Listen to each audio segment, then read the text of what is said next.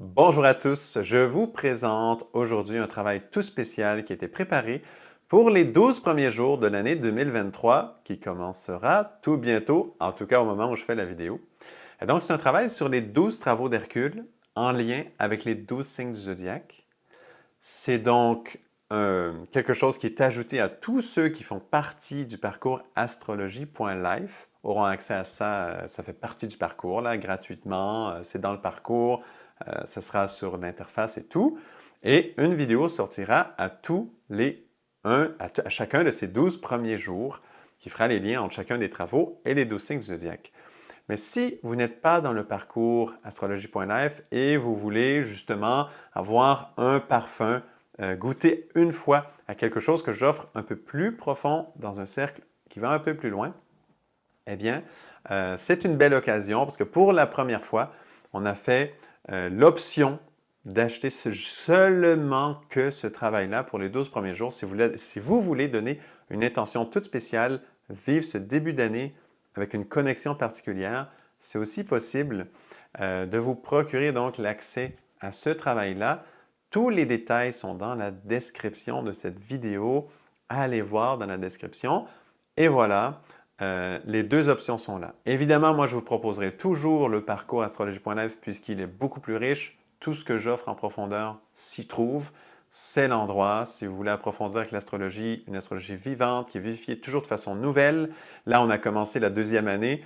Et si vous comparez, parce que vous avez accès aux vidéos déjà qui ont été données avant, si vous comparez tous les vidéos sur les entrées du soleil dans les signes astrologiques, voilà, ça y est, on a déjà fait 2 fois le Sagittaire, la deuxième fois du Capricorne, au moment où je fais la vidéo, s'approche et vous verrez la différence entre chacun et vous pourrez, entre les deux versions, et vous verrez à quel point c'est différent, à quel point c'est nouveau et on commence ainsi à avoir une bonne idée jusqu'où on peut aller avec l'astrologie vivante. Ça veut dire qu'on lui donne vie d'une façon toute spéciale chaque fois. Jamais 2 fois la même interprétation. C'est toujours vivant. Et voilà, ça commence à s'ouvrir et c'est extrêmement riche. Donc, toujours, moi, je propose le parcours d'abord. Mais voilà que c'est à vous de choisir. Et donc, je vous laisse maintenant sur cette introduction que j'ai faite. Et ça fait plusieurs mois là, que je l'ai fait, cette introduction sur Hercule, ce travail des 12 travaux d'Hercule et les 12 signes du zodiaque. C'est une très belle introduction qui dure environ 18 minutes. Donc, je vous laisse avec ça. Ça vous donne une petite idée du travail qui va se faire pendant ces 12 jours. Franchement, c'est passionnant. Voilà, n'en dis pas plus. Le but de cette petite introduction, de l'introduction, c'était simplement de vous le dire, que vous soyez au courant. Si vous êtes dans le parcours astrologie.life, pas besoin de rien faire. Vous aurez accès à ça. Vous aurez même les courriels qui vont vous informer que oui, la vidéo est bel et bien sortie pour chacun de ces 12 jours. Et si vous ne l'êtes pas et que vous ne voulez pas embarquer dans ce parcours astrologie.life, eh bien, c'est possible quand même d'avoir accès à ce travail. Vous verrez les détails dans la description de cette vidéo. Donc, merci beaucoup pour votre attention, puis je vous laisse à cet visionnement. Quels sont les liens entre les 12 travaux d'Hercule et les 12 signes du zodiaque? Et bien au-delà de ces liens, à quoi ces liens peuvent-ils nous être utiles dans notre vie sur Terre en tant qu'être humain au jour d'aujourd'hui? La mythologie, ça fait longtemps qu'elle est écrite, et l'astrologie, ça fait bien longtemps aussi qu'elle a été mise en scène. Et donc, voilà, c'est ce que je propose de présenter dans cette introduction de cette série qui traitera de l'utilité de ces liens, comment les utiliser dans notre vie d'aujourd'hui, en fait, qui touche l'utilité de cette mythologie elle-même, celle des 12 travaux d'Hercule, et aussi l'utilisation des 12 signes du zodiaque dans la vie d'aujourd'hui. Donc, avant d'aller plus loin, allons voir un tout petit peu des détails sur la vie d'Hercule lui-même pour comprendre justement d'où nous viennent un peu ces liens. Alors, Hercule, d'où vient-il? Son père, Zeus, le dieu Zeus, est marié à la déesse Héra. Cependant, on le sait que Zeus, parfois, il va avoir des aventures. Et c'est ce qui se passe avec la mère d'Hercule, Alcmène de son nom, qui est mariée au roi Amphitryon. Et il la désire. Et alors que le roi Amphitryon est parti en guerre dans la plupart. Vous savez qu'il y a plusieurs versions dans la mythologie, donc dans la plupart des versions, ça va être que le roi Amphitryon est parti en guerre. Et là, Zeus va se faire passer pour le roi Amphitryon et va concevoir un enfant avec Alcmène, qui devient la mère d'Hercule. Et cet enfant, c'est Hercule. Et quand le roi Amphitryon revient de son combat, le jour même, il va aussi concevoir un enfant. Et il y aura donc 2 jumeaux, Hercule avec son frère, et qui vont naître. Cependant, Héra, quand elle apprend ça, quand la déesse Héra apprend que Zeus a encore été concevoir ailleurs qu'avec elle, elle est jalouse. C'est souvent le personnage qu'elle a, elle. Elle va être jalouse et elle va en vouloir beaucoup. Elle va vouloir éliminer Zeus et elle va vraiment tout faire pour retarder sa naissance. Elle va même retarder sa naissance à un point tel que un cousin de Hercule va naître avant lui, Eurysthée de son nom. Et donc, c'est lui qui va avoir le rôle d'hériter, en fait, d'un certain royaume duquel, sinon, c'est Hercule qui aurait eu possession de ce royaume. Et donc, elle va vraiment changer son destin. Comme elle a cette jalousie de Zeus qui a conçu, non pas avec elle, mais plutôt avec Alcmène, qui est une mortelle, Alcmène, évidemment, elle va faire tous ces complots. Donc, elle va retarder sa naissance, faire en sorte que Eurysthée va naître avant lui et donc va devenir lui le gouverneur du royaume duquel Héraclès Hercule, aurait été lui-même le gérant de ce royaume. Mais là, elle va faire ce complot-là. Mais quand même, Hercule éventuellement va naître. Mais ce n'est pas terminé. Héra va continuer, en fait, de vouloir lui nuire. Vous le savez, il y a cette histoire où elle va envoyer 2 serpents, alors que Hercule est tout petit. Mais là, c'est là qu'Hercule découvre sa force. Il va étouffer, étrangler ces serpents. Et là, ça y est, on commence à comprendre qu'effectivement, Hercule, c'est un être spécial. C'est un demi-dieu, comme il est conçu de Zeus, qui est un dieu, et d'Alcmène, qui est une mortelle. Donc, c'est un demi-dieu. Et voilà. Et en fait, il est très fort et il a une vie déjà extraordinaire dès sa jeunesse. Et il va, lui, se marier avec la fille du roi de Thébès, et ils vont avoir plusieurs enfants ensemble. Cependant, Héra continue à en vouloir à Héraclès, donc à Hercule. Donc, elle continue à lui en vouloir et elle va lui infliger un moment de folie. Et là, dans ce moment de folie, Hercule va tuer sa femme et ses enfants. Alors là, c'est très dur. Les mythologies, parfois, c'est très dur. Et donc, là, Hercule revient de ce moment de folie infligé par la déesse Héra, qui lui en veut toujours. Et là, ça y est, il se rend compte du dégât énorme qui a eu lieu. Il se sent très mal, veut se racheter. Il va voir le dieu Apollon et qu'il va lui faire parvenir le message qu'il doit aller voir son cousin Eurysthée, qu'on a nommé juste avant, et que Eurysthée va s'il va servir Eurysthée, il va pouvoir se racheter quelque part. Et là, éventuellement, il va voir Eurysthée. Et en fait, la déesse Héra, dans la plupart des versions, vous le savez, les versions mythologiques vont changer un petit peu de l'une à l'autre. Et donc, voilà, la déesse Héra va influencer Eurysthée et va l'influencer et va lui demander de faire passer les 12 travaux d'Hercule. Donc, au début, c'était 10 épreuves terribles, mais 2 épreuves vont être disqualifiées parce que Hercule a été aidé ou a été payé, dépendamment dans les 2 cas. Et donc, finalement, ça va devenir 12 épreuves. Et voilà, c'est comme ça que Hercule a accès à ces 12 travaux et il va traverser ça et c'est comme ça qu'il va redorer son blason. Il va regagner son statut de demi-dieu, de force et voilà, tout son crédit. Il va le regagner comme ça. Donc ça, c'est quelques mots sur l'histoire d'Hercule, comment ça l'amène à cette aventure des 12 travaux. Et ce qui est intéressant, parce que là, bon, il y a l'histoire, tout ça, le côté mythologique, ça va, mais ce qui est vraiment intéressant de ça, c'est de voir que Hercule, son cas très spécial, il est demi-dieu, donc il vient d'une mère mortelle et il vient d'un père divin. Et là, c'est un peu la même chose dans l'être humain en fait.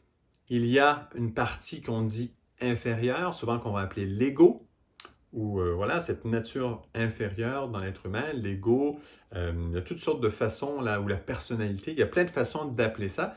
Et il y a aussi une nature divine qui va souvent être appelée le moi supérieur, ou la nature supérieure de l'être humain, ou l'individualité, où il y a toutes sortes de façons d'appeler ça. Mais donc, il représente Hercule, l'être humain, qui va passer à travers différentes initiations. Et il y a une petite histoire que je n'ai pas racontée dans l'enfance, là, tout petit, quand Hercule était encore tout bébé. Eh bien, il a été tété au sein d'Héra, et donc Héra qui est la femme de Zeus, mais qui n'est pas sa mère. Et pourquoi? Dans certaines versions, c'est Zeus qui l'a amené, dans d'autres, c'est Hermès. De toute façon, Hercule est allé téter au sein d'Héra. Pourquoi? Parce que ce n'est qu'en allant téter au sein d'Héra que Hercule pouvait devenir immortel. Et il est raconté que, alors qu'il tétait au sein d'Héra, eh bien, deux versions. Une, il tétait trop fort, et là, il y a du lait il y a toute une traînée de lait qui est sortie et qui a créé la Voie lactée. Et dans une autre version, quand Héra s'est aperçue, parce qu'elle dormait, parce que vraiment Zeus a fait ça en douce, puisque Héra n'aimait pas du tout Hercule. Donc, soit Zeus, soit Hermès, a fait ça en douce, a amené le bébé Hercule à Héra. Et voilà, pour qu'il puisse téter de ce lait qui le rendait immortel, mais sans qu'Héra s'en rende compte. Et donc, dans une version, elle s'en rend compte, elle se réveille et repousse l'enfant, Hercule. Et là, il y a une traînée de lait aussi qui sort et qui crée la Voie lactée. Et donc, même dans la mythologie, il y a un lien direct entre Hercule et la Voie lactée, donc le ciel, donc les constellations du zodiaque, et donc les signes du zodiaque. Donc, il y a un lien direct dès son jeune âge, parce que vraiment, dans la mythologie, la Voie lactée est apparue de cette façon. Donc, il y a vraiment un lien entre Hercule, qui représente l'être humain, qui est fait d'une partie inférieure, d'une partie supérieure, de l'ego et du moi supérieur, et le ciel qui veille, cet entourage des dieux, cet entourage des signes du zodiaque, de ces grandes présences qui veillent sur l'être humain. Et donc on le voit parce que c'est comme ça que la Voie lactée a été créée. Et que du coup, tout ce qui nous entoure, tous ces signes du zodiaque qui nous entourent, ont été créés ainsi. Et donc il y a un sens tout particulier au lien entre les 12 travaux d'Hercule et les 12 signes du zodiaque. Et donc c'est très simple.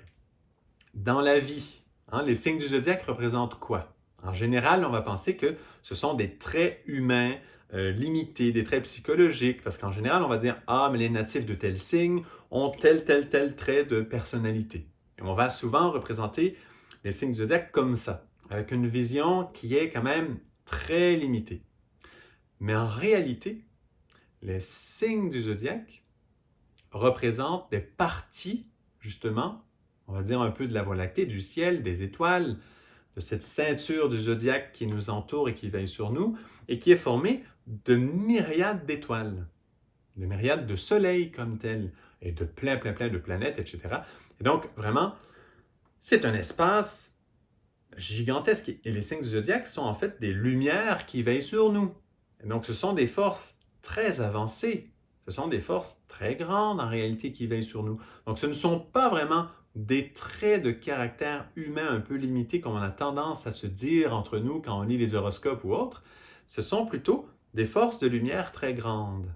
Mais en Hercule, c'est bien présenté comment dans sa nature, il y a un conflit entre la nature divine, celle qui est vraiment liée au Dieu, et sa nature humaine.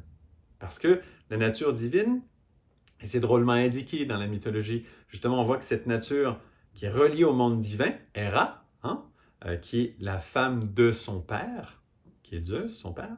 Et donc, elle est mécontente et donc crée toutes sortes de conflits dans sa réalité humaine sur Terre.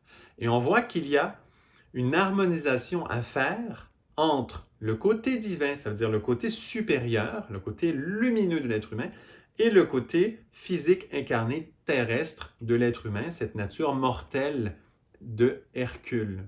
Vous voyez, c'est bien illustré dans son histoire comment le côté divin et le côté mortel ne s'entendaient pas. À quel point Héra voulait gâcher la vie de ce demi-dieu. Et donc, il y a une harmonisation à faire. Et c'est exactement ce que nous avons à faire avec les signes du zodiaque, qui représentent des forces vraiment de lumière, mais sur Terre, nous, comment est-ce qu'on va les utiliser, ces forces? Comme notre nature supérieure, cette partie divine dans l'être humain, cette partie remplie d'espoir où on le sait que l'être humain va triompher, on sait que c'est l'amour qui compte le plus, mais il y a aussi cette partie de l'ego, de la personnalité qui est égoïste, qui ne pense qu'à elle-même, qui a tous les défauts du monde en fait. Et donc il y a ces deux parties qui doivent se marier et donc qui vont complètement colorer la façon que l'on utilise les 12 signes du zodiaque. Donc les 12 travaux d'Hercule, ce sont 12 initiations qui nous apprennent comment utiliser les forces des 12 signes du zodiaque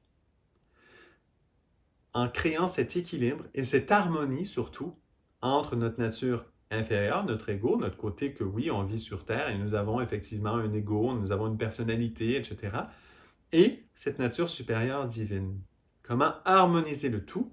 Comment harmoniser les forces qui nous viennent de chaque signe? Et comment les utiliser sur Terre? Et à chaque fois, on va voir ensemble, chacun des travaux d'Hercule correspond exactement à ce travail d'harmonisation, de ne pas se faire prendre par le côté négatif de chacun des signes. Côté négatif, en fait, il n'est pas du tout inhérent aux signes.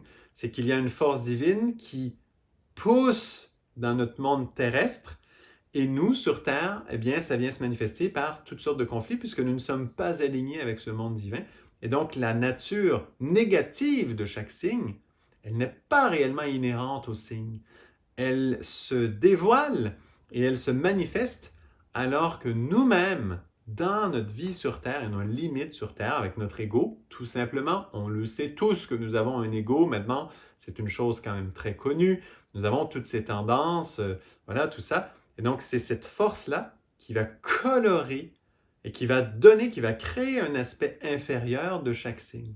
Et donc, c'est d'arriver à maîtriser cette force et à mettre en valeur la qualité, la vraie nature divine de chacun de ces signes. D'ailleurs, Héraclès, le nom d'Hercule, Héraclès veut dire la gloire d'Héra. Héraclès, la gloire d'Héra. Et vous voyez comment Héra, qui représente ce côté divin, qui en veut à cet être incarné sur terre mortelle, qui en veut à cet ego, eh bien comment finalement Hercule, c'est la gloire d'Héra, ça veut dire que sur terre, on va redorer le blason du monde divin, on va lui donner une vraie place, on va pouvoir démontrer que oui, la nature supérieure de l'être humain peut se manifester sur Terre. Donc oui, les forces de lumière des signes du zodiaque peuvent être utilisées sur Terre de façon complètement positive et non pas être utilisées simplement l'astrologie comme, on va dire, une lecture de bonne aventure, là, ou voilà, une espèce de prévision complètement, voilà, pas vraiment aléatoire parce que quand même il y a des notions, mais on va dire une espèce de, voilà, prévision comme ça, un peu... avec des tendances bonnes, mauvaises, qui s'équilibrent plus ou moins. Non, non, non, non. Nous sommes dans un travail où, oui, nous apprenons à équilibrer ces deux forces, ces deux puissances entre le côté de lumière et notre côté sur Terre d'incarnation, que l'on assume que oui, nous avons un ego, on ne va pas détruire notre ego, on ne va pas se battre avec nous-mêmes, ce n'est pas vrai, mais on va harmoniser les deux mondes et c'est ça la gloire d'Héra. Et c'est pour ça le nom d'Héraclès, la gloire d'Héra. Pourquoi c'est ça son nom? Alors qu'en réalité, il est le fils de Zeus, il est le fils d'Alcmène la mortelle, mais il n'est pas le fils d'Héra. Et pourtant, il est la gloire d'Héra. Pourquoi? Parce que c'est Héra qui représente ce côté divin qui veut s'harmoniser avec cet ego. Mais voilà, il y a des résistances en réalité. Et ces 12 travaux sont donnés pour arriver à maîtriser les résistances qui bloquent, qui créent des monstres de toutes sortes de défis impossibles, parce qu'il y a toutes ces résistances de 12 sortes de résistances différentes. Comment arriver à les maîtriser et comment, après, une fois que c'est maîtrisé, utiliser la force, la lumière de chacun des signes et comme ça, on va redorer notre blason et surtout se reconnecter vraiment au monde divin, ça veut dire à notre nature supérieure, à notre moi supérieur, et comme ça ne plus être pris dans les conflits de notre ego avec les forces de lumière, les forces qui nous entourent, qui sont positives, les forces de vie qui nous entourent. Donc c'est ça le chemin.